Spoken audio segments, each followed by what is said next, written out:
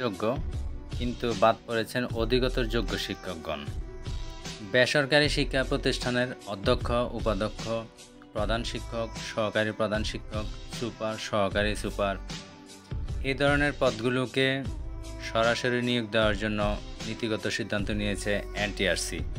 অর্থাৎ এখন থেকে আর অতীতের মতো রাজনৈতিক নেতাদের বিবেচনায় কোনো প্রতিষ্ঠানের অধ্যক্ষ, উপাধ্যক্ষ, প্রধান শিক্ষক, সহকারী প্রধান শিক্ষক, সুপার, সহকারী সুপার নিয়োগ দেওয়ার সুযোগ নেই।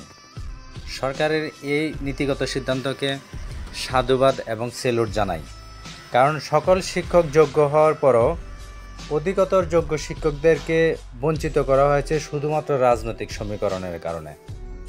আর এই সকল রাজনৈতিক সমীকরণের কারণে শিক্ষার মান দিন দিন খারাপের দিকে যাচ্ছিল। সরকারকে আবারও একজন নাগরিক হিসাবে ধন্যবাদ এবং কৃতজ্ঞতা জানাচ্ছি।